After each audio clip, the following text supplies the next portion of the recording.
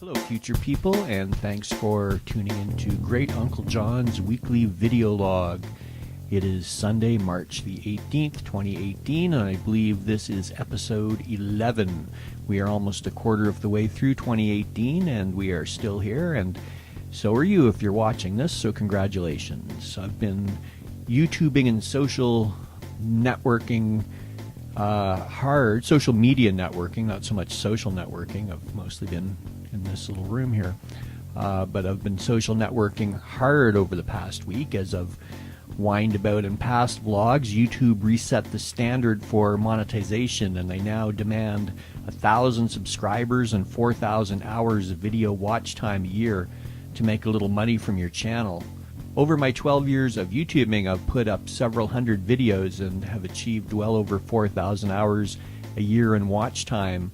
I'd only managed to gain about 550 subscribers during that time, a number that I thought was honest and reasonable. I never solicited subscribers or promoted my channel. It is simply an avenue of self-expression for me, and any views or subscribers are always humbly welcome. However, because I would rather make $20 a month from my videos than nothing at all, I have resorted to subscription exchange platforms. The idea is you register your channel and subscribe to other YouTubers who have also registered, and you gain points for everyone you subscribe to. Likewise, when someone subscribes to you, they gain some of your points. It is free, and you can maintain an equilibrium in your points bank by subscribing as often as you are subscribed to. If you're diligent, you will steadily gain subscribers. My goal is to hit the 1,000 mark by early April. The time I need to invest is minimal, maybe 20 minutes a day subscribing to YouTube pages. I am still creating content, of course, to gain viewers and amuse myself, but subscribers are the current name of the game. One eye-opening and gratifying thing I've learned is there are so many diverse and interesting channels all around the world. Sure, some of the channels on these services are throwaway or fake accounts made to gain points, but most are legitimate channels of people sharing their passions, often video games, but also music, cooking, travel, cat videos. YouTube's potential as a platform for folk video artists is flourishing, so I suppose in a way YouTube's new rules are forcing me and others to engage more. So that has kept me busy. It was my son's 26th birthday this week, and that makes me feel old. I was not much older than him when I had him, so that brings me back. He's a great young man, and I love spending time with him and the family. We went to the Nordik spa in Quebec. It was my first spa visit, and Le Nordik was quite a revelation as far as sensual experiences go. The facility has a series of hot tubs, warm and cold pools, and various saunas, and the idea is you move from one to the next, sort of getting heated up and then cooled down. And it was -9 Celsius with wind that day, and my robe was freezing between rounds, moving from pool to spa to pool. There's lots to explore at Nordik, and I will be going back. It's very decadent and bourgeoisie. I felt like Roman, but it's also intensely relaxing.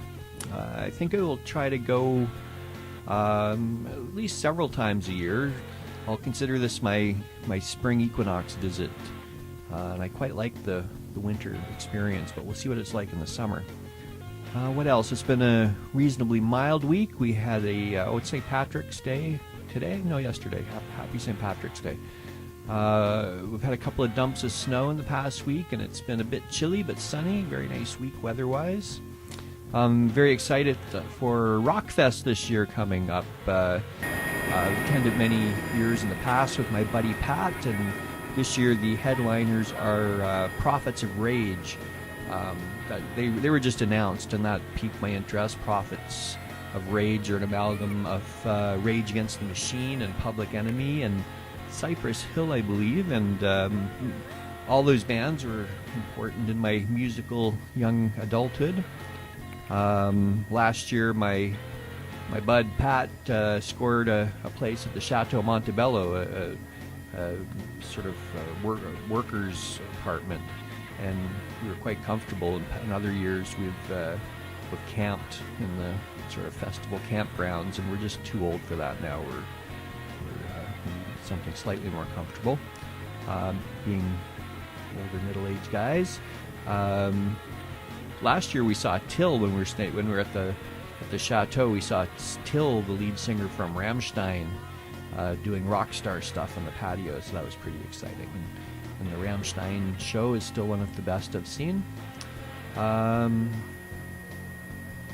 so I'm looking forward to, even despite the traffic, every year we're excited about it, and we get there, and there's always a hassle, you're fighting with traffic, you're fighting with big crowds. But once you settle in, it's always a pretty cool experience in the town of Montebello itself.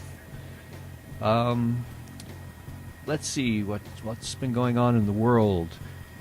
In America, the Trump soap opera continues. This week he fired Rex Tillerson as Secretary of State over disagreements in policy, but probably more because Tillerson called him a fucking moron last year, and this was perhaps the first opportune time to get rid of him. His body man, I forget his name, and I guess a body man is like a personal gopher, was also fired. He was being investigated for some sort of financial shenanigans. And also, just on Friday, early Saturday morning, Trump fired the deputy director of the FBI, a guy called McCabe. And this, of course, might be another lead up to a move on Mueller himself.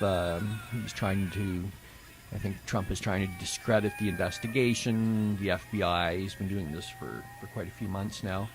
He took Comey out, and now he's got McCabe, and I think he's trying to taint anyone that might be able to testify against him. I'm sure both McCabe and Comey have stories to tell. Actually, Comey's book is out next week. And yeah, they fired McCabe just a couple of days shy of his pensionable age of 50, which seems kind of cruel.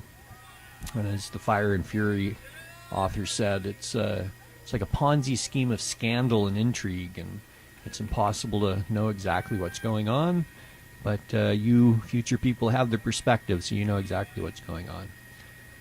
And then Stormy Daniels, who I think I dismissed at first as just a passing gossip front, seems to be turning into a very nasty weather storm for Trump indeed.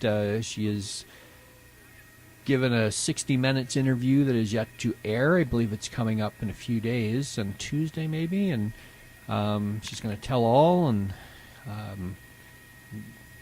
I think this might blow the lid off things. Let's see. By the way they're selling it anyway, it seems that this interview will really throw the cards into the air. So the actual details of this are going to be so fascinating when they come out, and I'll be the first to eat crow. Is that the expression? If none of it's true, but we'll see.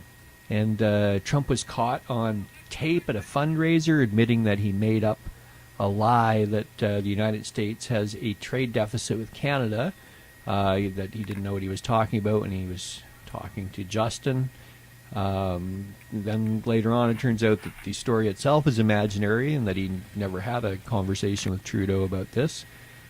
It's quite bizarre. I think Trudeau's handling Trump and Trump's irrationality or bizarre lying strategy well, mostly humoring him and ignoring him whenever possible.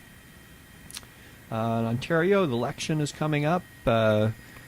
Ford's saying some things that maybe the grumpy old middle-aged man in me is agreeing with. I'm thinking that weed should be sold in stores rather than just in provincial outlets. I'm all for the $15 minimum wage.